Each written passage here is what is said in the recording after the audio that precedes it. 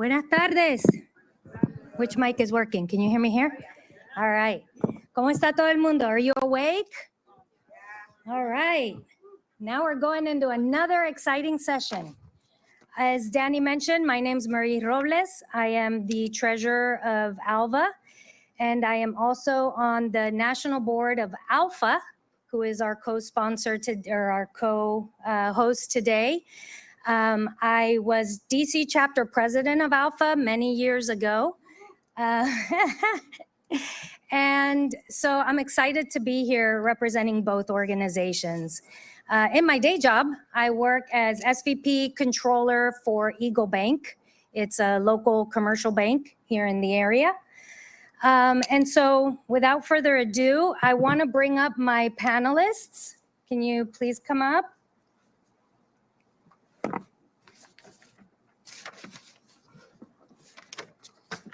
Yeah, have a seat.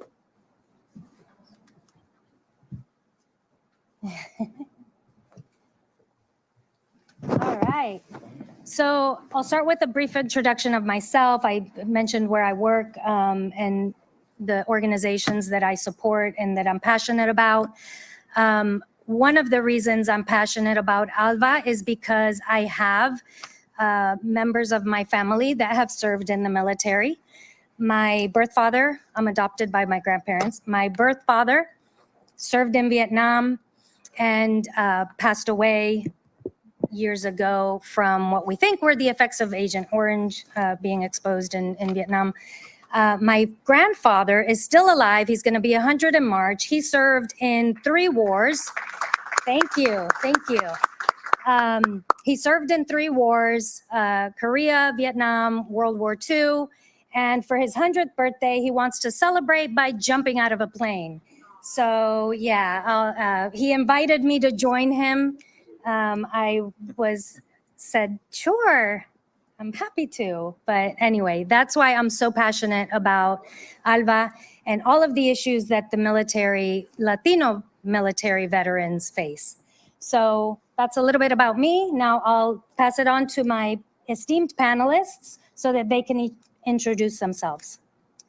Yeah, so my name is Gamal Aburdene. I am originally from Bolivia. I was born and raised there, came here when I was 18 years old. I am currently a financial advisor for JP Morgan Wealth Management based here in Washington, D.C., and extremely thankful to be here. Thank you.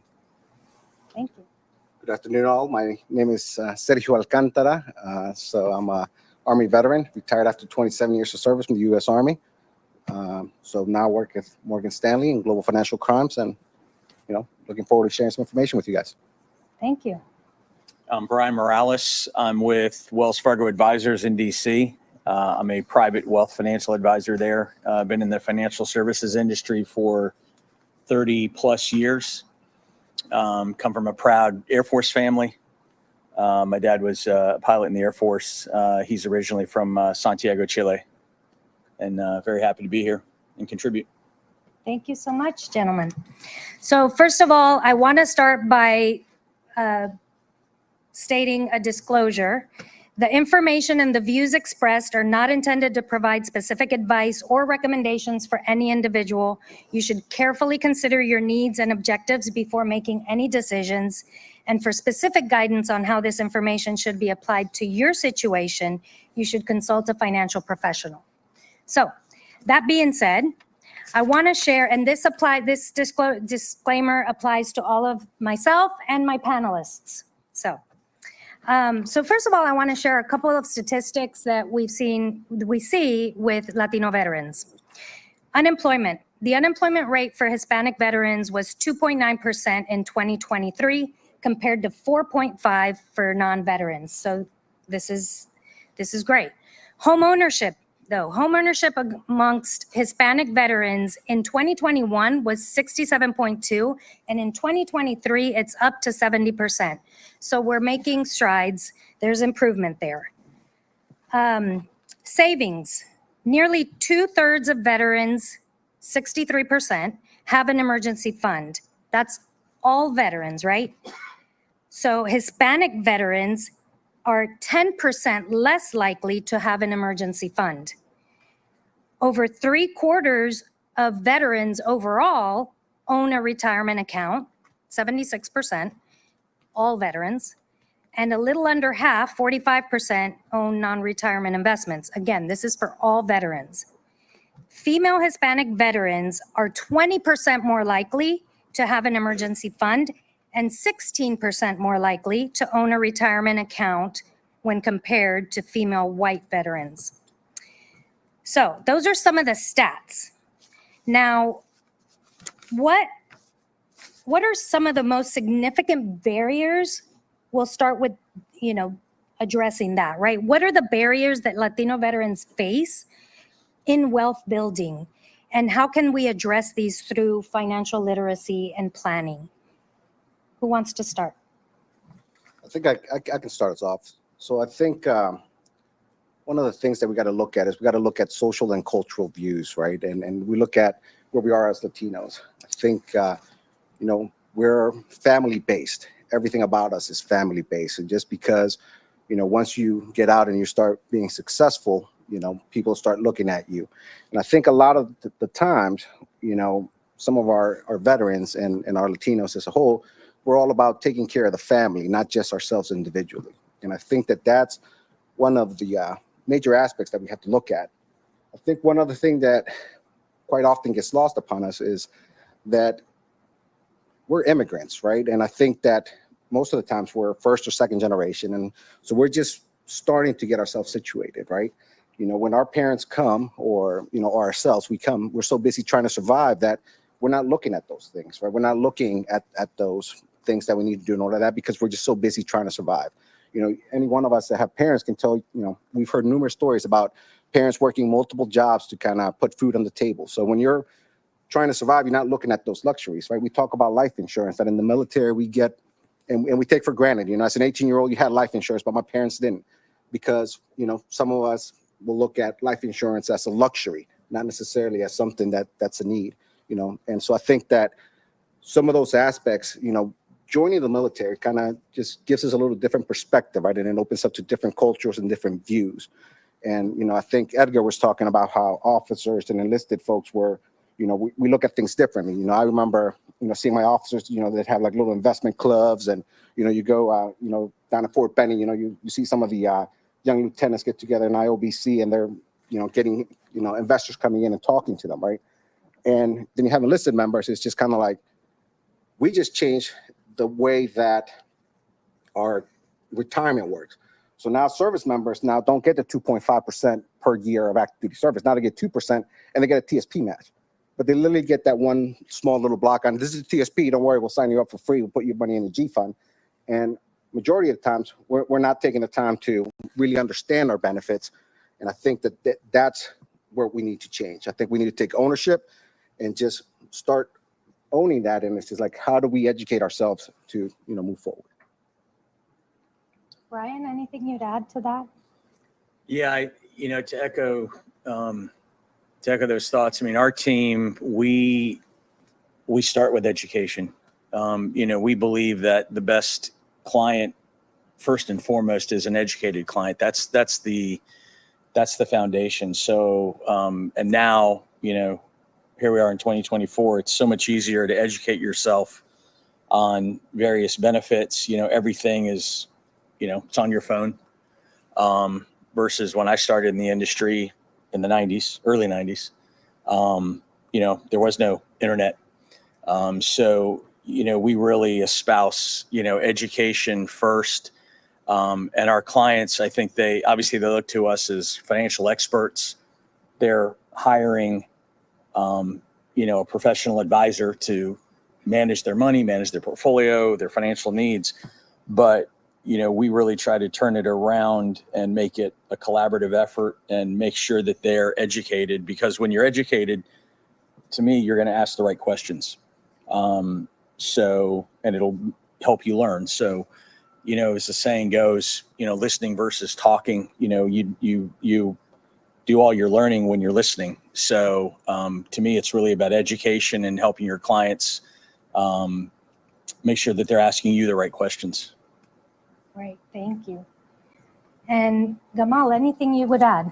Yeah, so JP Morgan Wealth Management recently published a study called Diverse Investor Study, in which it aims to uncover some of these barriers, right, and key trends among minorities. And something that we found was that access to early financial education and literacy can have a very big impact building wealth over time. So, panels such as this ones help our community. And so I think that this is something, great. And, there's so many different resources that if anyone is interested, I can always send you the link and they can take a look at some of the key trends among the minority community. Great. That's wonderful. Thank you. So you mentioned the study and that you did see some trends when there is that financial education, some improvement in the trends when there's financial education. So can you talk about how that financial literacy can lead to that greater financial stability and growing the accumulation of wealth within the Latino community and the veteran community? Yeah, so the study is among minorities such as Blacks and Hispanics. And some of the key trends was entrepreneurship, which I can talk more about that, but also respondents who mentioned that they have a plan, they rate their current financial situation better than 5 years ago, and they feel more confident when it, making informed financial decisions. So that's something that, again, the study goes very deep into. Right. Yeah. Right. So the importance of financial education is key. Early on, yeah. Early on. So what are some of the current trends that you've seen, particularly among veterans? Does the study go deep into that, or does it really just only touch on the Latinos as a whole? Yes, only Latinos as a whole, Hispanics and Latino. And a key trend which I saw in the study, which I see it when I visit different Chase branches and I'm educating clients about wealth, is entrepreneurship and business ownership, right?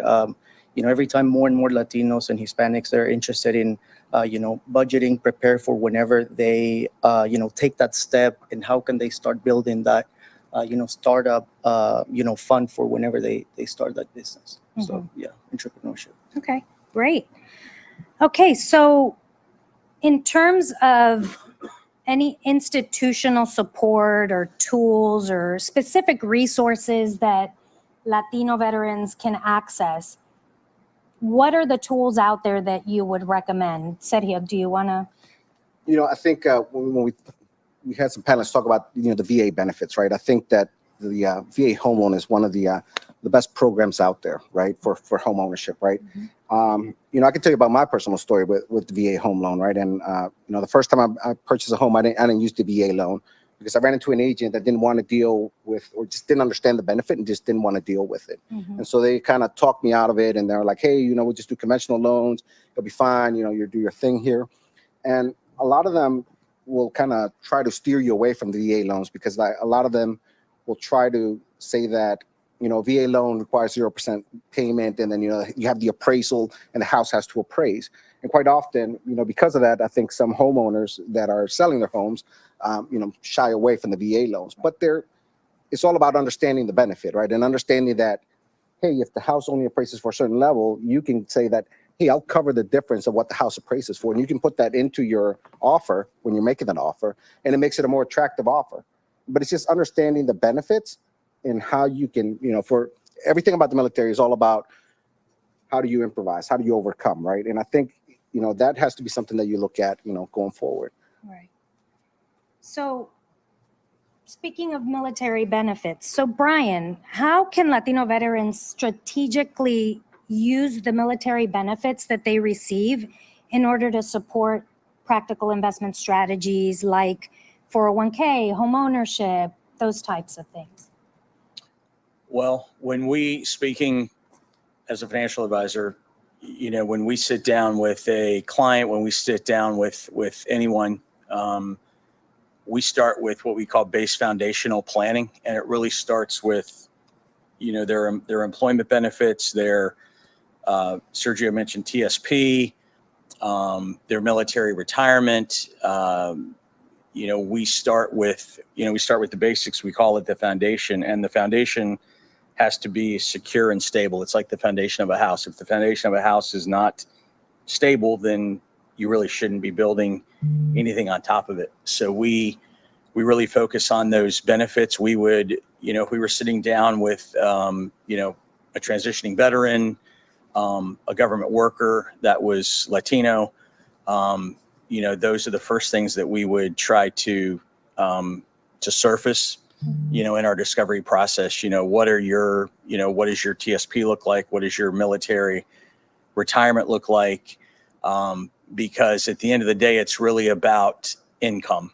We're all trying to, people are living longer than ever. Statistically, a married couple today, when you have two people that are 65, there is something like a 75 to 80% chance that one of those people will live past 92. So what that means is people are spending a third of their lives in retirement, and depending on that retirement income. So you have to start with the base. That's the foundation. And we go through that in our discovery process to make sure that those things are well understood. They're vetted, make sure that the person that we're speaking to understands those benefits. If I'm not an expert, I'm given where I am, I'm pretty versed in military benefits and TSP. But, part of that, I think, is just because we're in DC. So there's so many government workers here. But there's a lot of advisors that probably aren't. So, if we're not well versed in those topics, then we'll go and call on internal resources. But it really starts with that base foundational plan, if you will. Yeah. So what are some of the things that should be included in that base foundation? Well, Sergio kind of touched on it. One, for instance, is insurance, right? You look at the retirement benefits, that's going to provide an income. You have to account for Social Security. Everyone has different opinions of Social Security. At the end of the day, I think you have to believe it's going to be around, but I thought Sergio made a great point. You have to look at things like insurance, life insurance, and not just life insurance, long-term care insurance, disability insurance. There's all forms of insurance. And even, we don't deal in things like car insurance, but, insurance is absolutely part of that base foundational plan, that if you don't have that in place and if your client doesn't understand it, to me, you can't really build on top of that, especially, say it's an enlisted person that's retiring, that doesn't have the income that a retiring officer would have, an 05 or an 06. Say they're an E5, E6, E7 retiring. To me, that's even more important, that they understand, they have those benefits, that they certainly understand them, and we incorporate them early on. So again, I think insurance is a big part, and again, not just life insurance. Yeah. There's a much higher likelihood that someone will become disabled, in their life than really any other life event, if you will. Obviously, everyone dies. But at the same time, disability insurance, as an example, is just as important as life insurance. Right. So in terms of balancing the investments, what advice do you have for veterans on balancing their military benefits with other investment opportunities when they're looking at their long-term goals? So not just their TSP and things like that, but what other investments would you recommend that they look into? I'll say this, I hope this answers the question, but we tell clients, a lot of times we find clients that are retirement heavy. They've got TS, they might have $500,000 or $1 million in their TSP. And they have very little in liquid savings. So one of the things that we really strive to do with clients is talk to them about balance. I believe that you should try to have a balance between what's called your qualified retirement assets, 401k, TSP, things like that, ERISA assets, qualified retirement assets, as they're called, and then your non-qualified assets, bank account, brokerage account, stocks, bonds, things like that, bank CDs. We recommend that those are balanced. Mm-hmm. If you listen to someone like Susie Orman, she'll tell you, put everything you can in your 401k. Don't do anything until you've got everything in your 401k. And that's not bad advice, but it ignores what I think is important in balancing. There's some folks might have heard of the term asset allocation. That's what we call asset location. So there's asset allocation, and then there's asset location. And asset allocation is spreading your investments around stocks and bonds and things like that so that you're diversified. Asset location is just what I'm talking about. It's qualified assets, IRAs, 401ks, TSP, things that if you try to get to, you're going to be penalized before you're 59 and a half, versus liquid, non-qualified assets. I'm a big believer that you should try to balance those things and look at asset location first, and then worry about asset allocation, actually investing the funds, stocks, bonds. There's all kinds of different investment vehicles, which we won't go into detail today on, I don't think, but ETFs, index funds, mutual funds, things like that. Again, before you get to those decisions, I think asset location is critical. I think to add to that, it's really important for us service members, right? So if you really think about it, the majority of service members, we put our money into the TSP. Now you go to transition. Now you have all this money in retirement, but you can't get to it, right? And I think that's one of those things that we talk about. We also talk about, life changes that happen, right? You start getting out there, your daughter, and now she needs to get married, you need to help, pay for a wedding or help pay for a house. And it's like, it's great to have this money invested in a 401k, but what else can you tap onto, right? As soon as you exit the military, you can no longer take out a loan against your TSP. So in order for you to do that, you would have to transfer to a 401k and then take out a loan against your 401k. And it's like, now that money's not working for you anymore. So you need to have that balance, to add, a reason as to why that becomes so important. Right. So in terms of success stories that you've seen, can any of you share any success stories of a veteran that's transitioned out, has gotten the financial literacy, has made a plan, has the base, the foundation, and is now starting to generate that wealth for their family? Yeah, we have quite a few veteran clients. I'm very cognizant. My dad was an Air Force officer pilot. He was enlisted. So he was enlisted and got a commission. So I'm always cognizant of enlisted versus officer, commissioned officers versus non-commissioned officers. We have quite a few veterans. I mean, I've seen, we have one veteran in particular. He saved through the TSP. He put he maxed out his TSP year after year. He's a retired Navy 06. So, when he came to us, he was already, he already had a nice balance, and we helped him, transition the TSP to Sergio's point. We roll it over to an IRA. As everyone probably, or as many know, TSP does not offer a lot of investment choices. It's a great way to save. It's a phenomenal savings vehicle. They offer good investment choices. They've certainly improved over the years. But compared to a rollover IRA at a financial services firm like JP Morgan or Wells Fargo or name the firm, your investment choices they're not, the TSP choices are not on par with what you can do in a self-directed IRA. So we have quite a few. Again, ours are officers. I can't, we do have one career enlisted E9 Air Force guy who just bought a condo in Sarasota, Florida. It was a VA loan. And he's doing really well. I'd say the common theme among our clients that are veterans is, I think this is saving.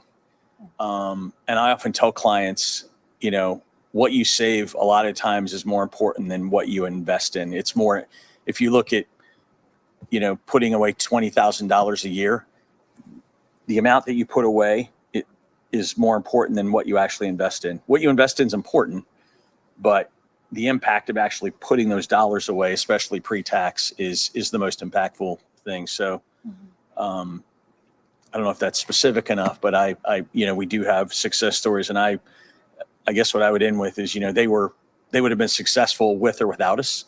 So to me, it was really about discipline, about saving. So savings is key. Sergio. Yeah, I think that one of the other aspects that come with saving is time, right?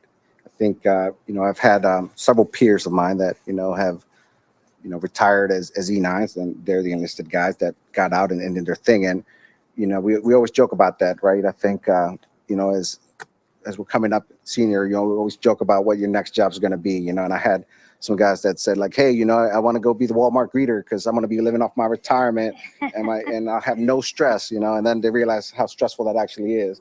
So then, I had another. I thought that would be great. Yeah, I had another friend of mine who said he wanted to go be the guy that picks up the trash at the local parks because there's never a trash emergency, and so, but ultimately, I think that investing over time was what made them successful and allowed them to not be thinking about what it is that they're going to be doing after retirement from the military, right? Not everybody that retires from the military goes out and gets that second career. And being mindful that not necessarily everybody that comes into the military retires out of the military, so there's some folks that, unfortunately walk away with nothing because they just didn't think about that.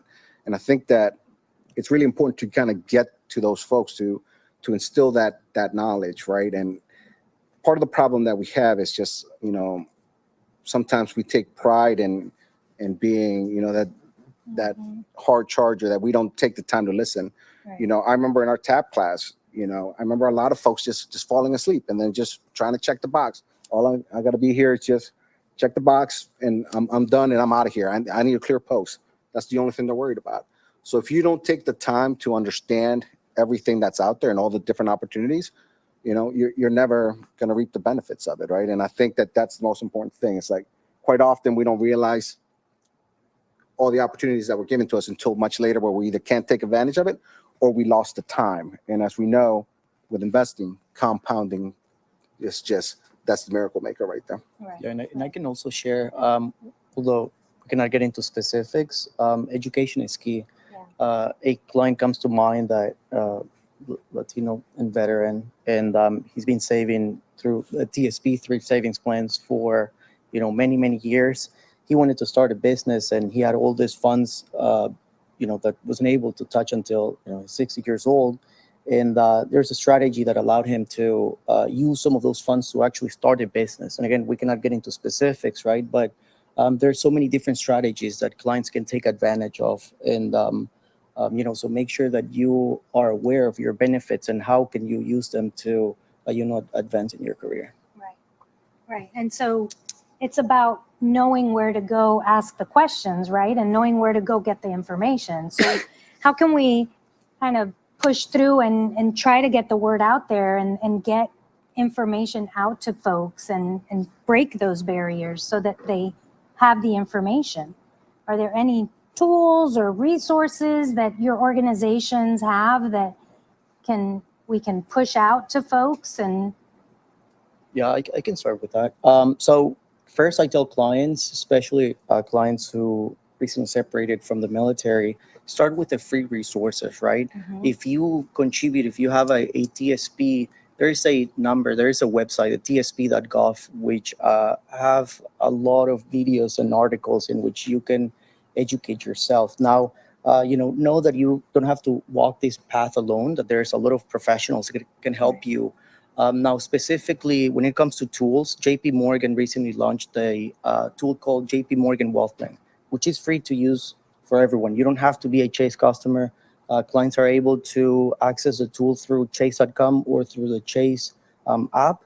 If you're not a Chase customer, you just create a profile, you aggregate your external accounts, and clients are able to input different goals, and it gives you different insights on how to accomplish those goals, right? So And what's the uh, tool called it's again? called the Wealth Plan, Wealth Plan.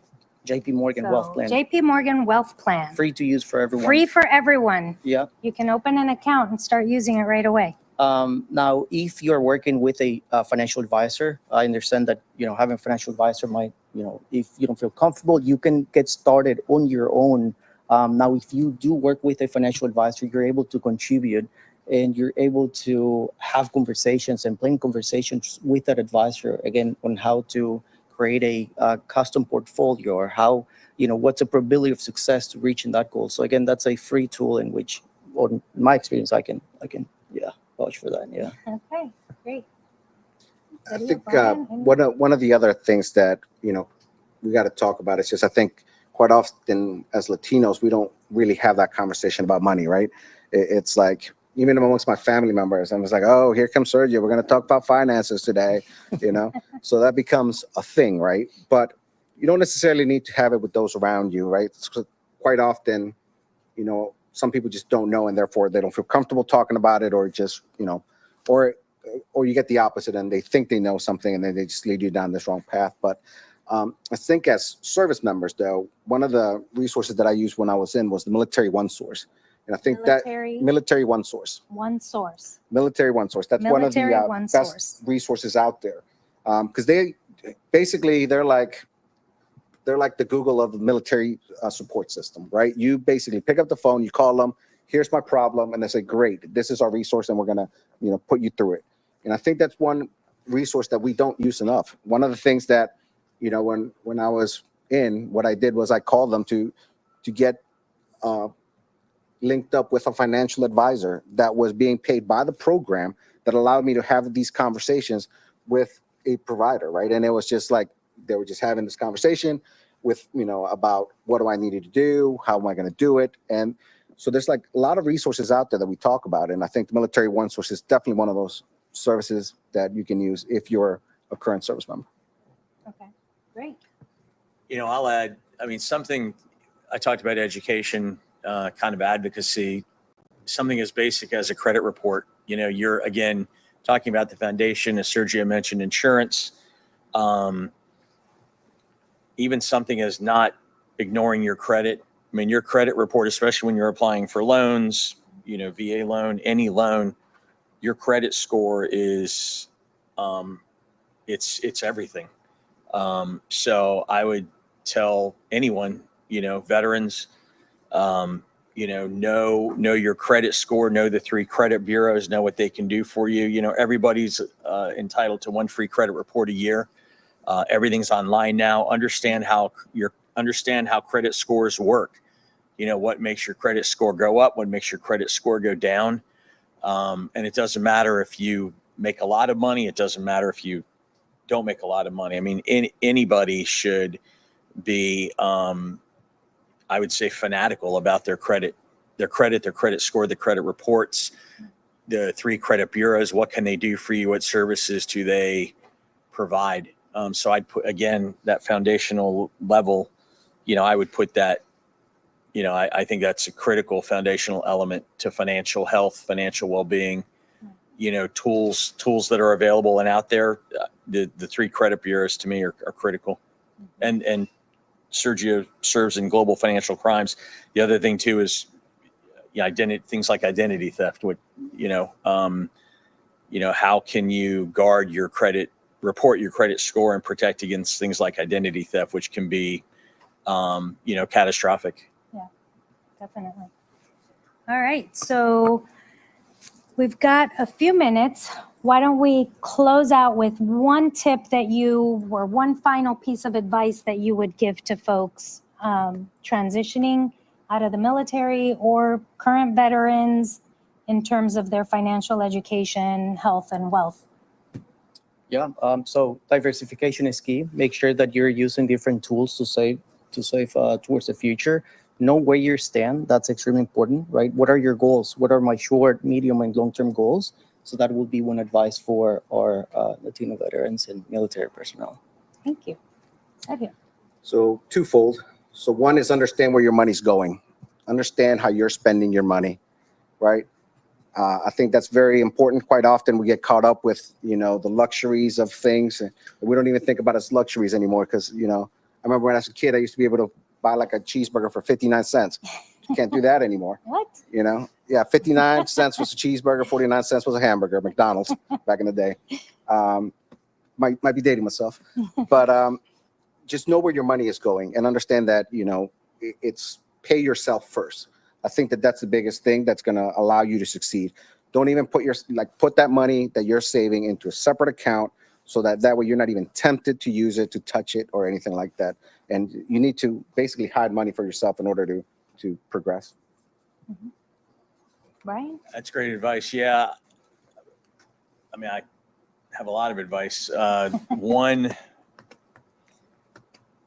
again, I go back to educate, it's so different now than it used to be. Your ability to educate yourself, all the free resources out there, podcasts on your phone.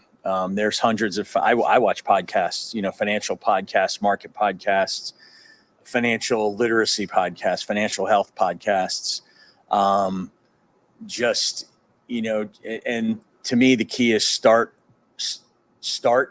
early. If it's $25 a month, $50 a month, there's a process called dollar cost averaging. Some of you have probably heard of it. The dollar cost averaging is the practice of systematically putting away the same dollar amount, the same amount of money on a regular basis, typically monthly. I mean, you may not know it, but when you're investing in a 401k, you're dollar cost averaging. And you're taking advantage of the fluctuations in the market up and down, and accumulating wealth. And it's never too early to start. And I would also say the same for kids, start saving for your kids, a custodial Roth IRA, for instance. You can open up a Roth IRA for your kid even before they're 18, just as an example. I'm not advocating that that's the right tool. I'm just using that as an example. So start early, stay disciplined, stay consistent. If the market goes down, don't stop whatever you do, especially if you're systematically saving. There's just never a reason to stop saving. Right. Especially when we look at the market and we're like, oh no, it's going down. I need to take my money out. Don't do it. If it's a long-term investment, just leave it in there. It's going to ride the wave and it'll come back up eventually, right? So I think we want to open it up to some questions from the audience. Is there a mic that we can pass around, or you each have mics, right? Okay. So any questions for the panelists? Good afternoon. Chief Judge Robles, President of the Latino Federal Contractors Alliance. What type of advice would you give to someone starting their own business? Programs designed to support others to start.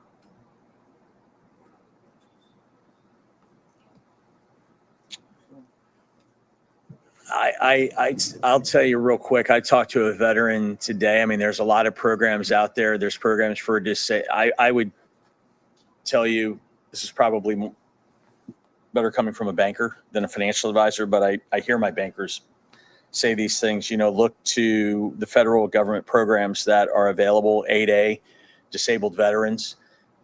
Each of those have different benefits. Each of those have different lending rates. I would, and again, it's all on Google, right? On your Google machine. But there's a couple that I think are very widely used. I was just talking to a veteran 8A owned business owner today with my banker, just listening. So I don't know if that's, hopefully somebody can maybe be more specific. Yeah, so I would say just rely on the VA has a lot of programs out there. There's a lot of other programs out there that are specifically targeted for veteran-owned businesses, right? Additionally, look at your school that you went to. A lot of our schools have, I went to the University of Maryland. The University of Maryland has a lot of programs out there for military veterans and that are geared to how do we get there, right? And there's a lot of programs out there. It's just trying to find, taking the time to go out there and do the research and then find out if that's the best way for you to go. One of the things that you got to look at too is like if you and your spouse, right, are you better off going with military veteran program, or are you better off going off with a women-owned business veteran program or, program? So I think there's like a lot of different programs out there. It's just trying to understand how all of them work and then find out which one will be provide you the most benefit.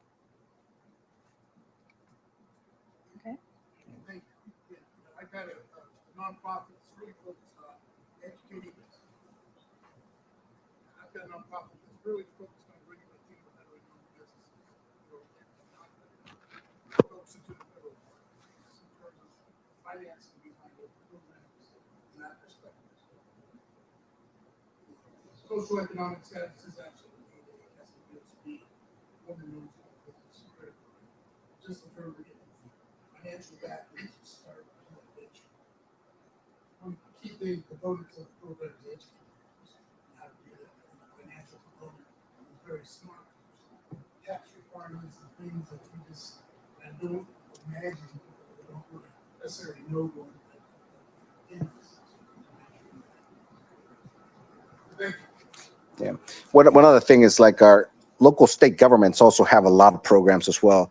And quite often we miss out on those. So, when it comes to VA, like we always focus about big VA, but there's also like, state veteran programs out there as well. All right. Any other questions? Yes, please. I know you guys talk about investing and you guys give a few examples. I didn't hear anything about cryptocurrency. Did you recommend investing in cryptocurrency? Stay away from it. What is your outlook on that? That's a whole nother disclaimer. I don't think we didn't prep for that disclaimer. I guess I'll take that one. I've been doing this 30 plus years. I've seen bubbles, I've seen it all, I think. It's being more widely adopted. Firms like ours are allowing it now, whereas they weren't before. I would just tell you, diversify, don't, it's so simple, right? But don't put all your eggs in one basket. There's a saying, the key to being wealthy is being concentrated, that the key to building wealth is being concentrated. The key to preserving it is being diversified. That's true as long as you're concentrated in the right stuff. Obviously, crypto today went through the roof with the election results, making new highs. It's easy to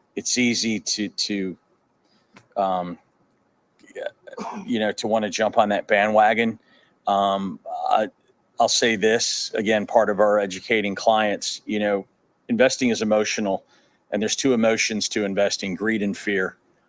And unfortunately, they will almost always make you do the exact wrong thing at the wrong time, right? When asset prices, crypto stocks, doesn't matter. When things are going up, you get FOMO, fear of missing out. You want to get on, you want to jump in and you want to buy. When things are really bad, you get scared, right? And you want to sell. I follow the Buffett, kind of rule, right? Beware of crowds, beware of extremes. When people are scared, that's when you should buy. When people are greedy, that's when you should sell. And that's just completely counterintuitive to investor behaviors. And it takes a long time to develop that investor muscle, that discipline. And I'll tell you, quite frankly, that's probably some of the best assistance that we give to our clients, is keeping our clients from doing, dumb things.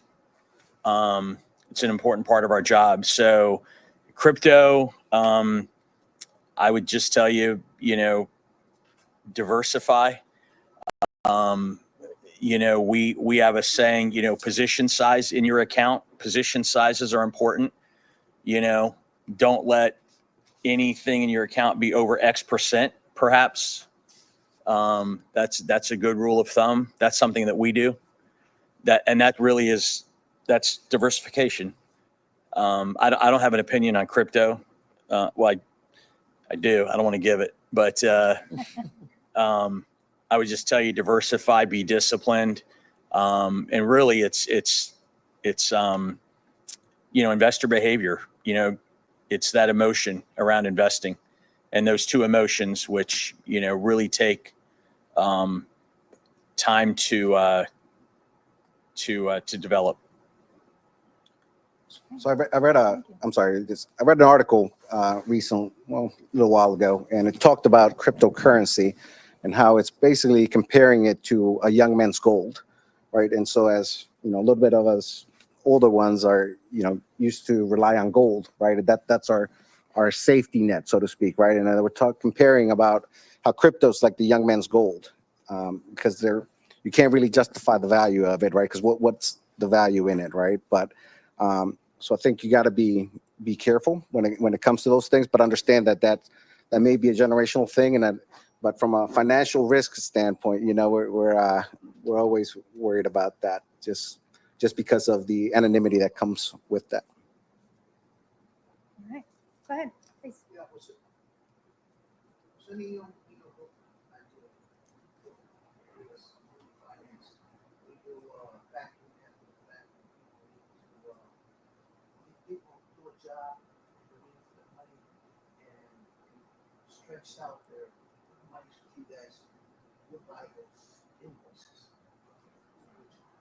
But my question for you guys, out there for small business, Goldman Sachs has a 10,000 small business program, 10,000 small business over a year's time. Any of your organizations have similar programs, or you know of that program, have similar program that will help small business with loans and with business information for people in business. So the way that JP Morgan works is that I'm part of a team, and each person covers a different line of business. I've heard about there's a person who covers everything Chase for business related, and I know they do have programs specifically for veterans and another one for small businesses. Now, I'm not an expert in that field, but if I can get your contact information, I can, put you actually in contact with, his name is Amilcar, and he's actually a veteran, Hispanic. He's going to be able to get in touch with you and show you some of the ways that Chase can help you or your clients. Yeah, for Morgan Stanley, I'm not aware of anything. It doesn't exist. I'm not aware of it. Yeah, I'm not aware specifically. I'm confident there's something in place. I mean, Wells Fargo is a huge community bank. We give a lot to all of the communities where we have set up shop, where we bank, which is all 50 states. So I'm confident we have something. I don't know specifically. Yeah. Now, I'd be happy to check and follow up. Something that I've done before is we go to non-for-profits and small businesses, and we're able to give a panel and actually a presentation, financial literacy. That doesn't cost you anything, and that's something that we're able to help. So whomever is a business owner and they're interested in partnering up and educating their workforce, that's something that we're able to do as well. Okay. Thank you. Any other questions? Go ahead. So You I want just to turn want on your mic? There you go. Is it on? No. There we go. Okay, thank you. So I'd like to thank everyone for your answers. Now, Sergio, you touched on something earlier as far as, how we come to this country. Many of us come as immigrants and we're on that survival mode. I'm personally a child of an immigrant father, but he had no clue how the system worked. To him, it was more of, I'm going to put a business and I'm going to buy a home. I'm the first one to join the service. I am a prior Air Force veteran, but I am enlisted. I'm not an officer, per se, to have those high yield investments, per se. So in addition to that, when I transitioned out of the service, one of the things that, of course, was a challenge to me was being a single parent. Coming out of the service, yes, I understood I had a TSP, but as you approach that community of those who are coming in as immigrants who are not well educated. Would you be able to elaborate more on how you present that to be able to assist them to make better decisions? In my case, I decided to go the government route. I'm a federal employee. To me, my priority was my stability. So with that said, I had the benefits coming in combination with my paycheck, in addition to whatever other retirement funds that were there. But I feel like that kind of information sometimes gets lost into translation. You have options, not just doing a business, but also you have this other side of the house, and here's what you can do. How would you approach that? That's a tough one, right? Because the problem that we hear sometimes, or that we have sometimes, is not necessarily that the information is not out there. It's just sometimes it's about the person that's receiving the information and their willingness to accept that information. You know, I think we've had that with even with service members. You know, I had some service members that, you know, had their E5 telling them that the TSP was junk and the government's gonna take it, and when the stock market crashes, we're gonna lose all our money. So you're better off just spending it on beer. You know, and so that's something they were taught at 18, 19 years old, that kind of stuck to them, and now, you know, they're 35. So I think that how we approach it is just, you know, it's constantly putting it out there. And I think, and when you're ready to hear that message, I think that's when we can start making some progress. You know, I know that there's Morgan Stanley, it's all about pro bono work and working with immigrants. Like, I can tell you that one of the things that we do is, you know, as a Latino speaker, you know, like sometimes I'll volunteer and I'll go out and help out with immigrant cases that are coming over, and basically you become a translator, you know, for that person that's kind of helping them. And as you're talking to them, you start, you know, doing those things. Another thing is, like, every time that I meet someone, I think that we all have that personal responsibility to kind of share that education with those amongst us. Every person that I talk to, I always talk to them, if they have kids, talk about the 529 plan, and talk about all those different programs. And, you know, you just need to set that seed in there. And once you set that seed, it progresses from there. And you just got to take it one step at a time. And I think that's the biggest thing, because if you try to give everybody all the information all at once, it just becomes overwhelming, and they never come back for more, and they just ignore it, right? So I think it's just about planting that seed and just slowly watering it and letting it take hold. And eventually that person, when they're willing to take that message and seeing that some of the stuff that you're talking about is actually working or makes sense, then they, you know, start coming to you. All right. Thank you so much for all the questions. Thank you to the panelists. I'll just summarize real quick some of the great points that were shared.